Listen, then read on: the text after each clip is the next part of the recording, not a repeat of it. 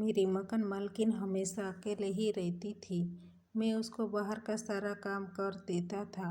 मैं उसके साथ आनंद करना चाहता था। एक दिन उसने मुझे उनके पैरों की मालिश करने के लिए बुलाया। फिर आगे मेरी वीडियो देखने वाले मेरे सारे दोस्तों को मेरा प्रणाम है। मेरा नाम सौरभ है और मेरी उम्र 20 साल है। मैं दिखने में ठीक ठाक हूँ। मेरी मकान मालकिन का नाम प्रेमिला है। वह दिखने में अनार जैसी दिखती है। उसके पास बड़े बड़े आम का बगीचा है। जो कोई भी उसे देखता है वह बस उसे देखता ही रह जाता है। प्रेमिला आंटी की उम्र शायद 40 साल होगी। उसकी शादी को 10 साल हो चुके हैं, लेकिन किसी प्रॉब्लम की वजह से अभी तक संतान नहीं हुई थी। मैं नया नया उसके घर पर रेंट में रहने के लिए आया था।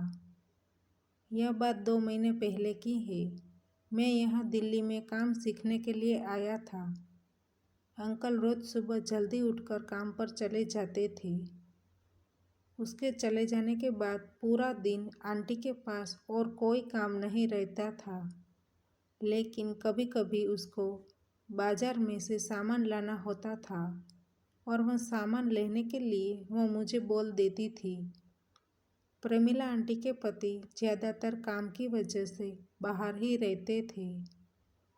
एक दिन आंटी ने मुझे उनके घर पर बुलाया।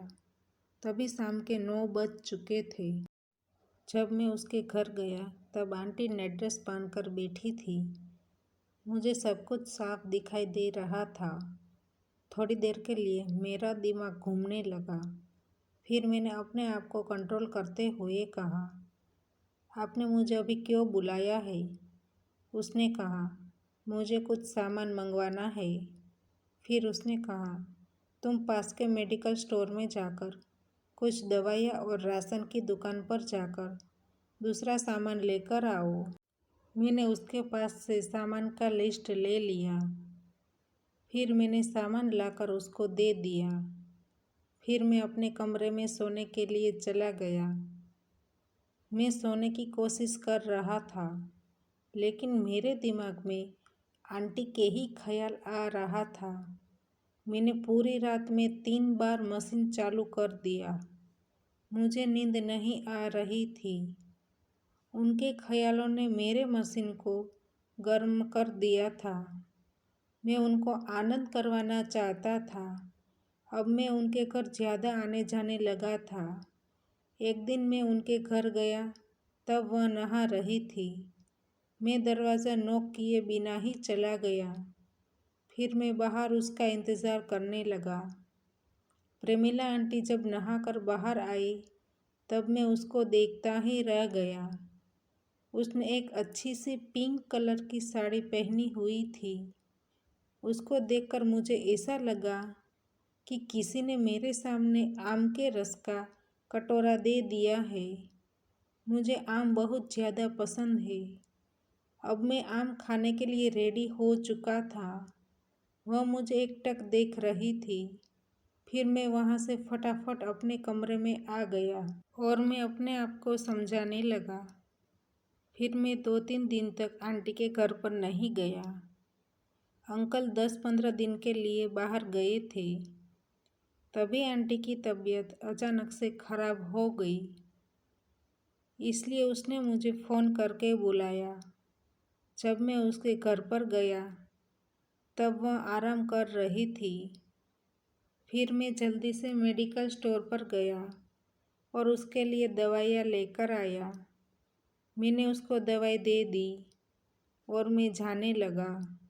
उसने मुझे थोड़ी देर बैठने के लिए कहा। फिर मैं थोड़ी देर के लिए बैठ गया। वह कहने लगी कि बुखार की वजह से मेरे हाथ पैर में दर्द हो रहा है। प्लीज़ तुम मेरे पैरों की मालिश कर दोगे? उसकी ऐसी हालत देखकर मैं मना नहीं कर सका। फिर मैंने तिल का तेल लेकर उनके पैरों की मालिश करने लगा। फिर थोड़ी देर बाद मालिश करने के बाद मैंने आंटी को कहा, आपको दर्द में कुछ राहत मिल रहा है? उसने कोई जवाब नहीं दिया। मैं फिर से मालिश करने लगा। मालिश करते करते मैं उनके साथ आनंद करने के बारे में सोच रहा था। अब मैं उनके पूरे पैर की मालिश करने लगा था। वह कुछ बोली नहीं। उसको भी मेरे मालिश से अच्छा लग रहा था। फिर उसने अपने पैर को आधे आधे कर दिया और उसको भी बहुत आनंद आ रहा था। दोस्तों, आपको ज़्यादा समझाने की ज़रूरत नहीं है। आप समझ गए होंगे कि मैंने कितना आनंद किया होगा। तो दोस्तों, हमारी कहानी यहीं पर समाप्त होती है। आपको कहानी पसंद आई है तो वीडियो को लाइक करें और शेयर करें, और चैनल पर नए हैं तो चैनल को सब्सक्राइब करें, और हाँ, नोटिफिकेशन बेल को ज़रूर दबाइए ताकि आने वाली अगली अपडेट आपको सबसे पहले मिल सके। धन्यवाद।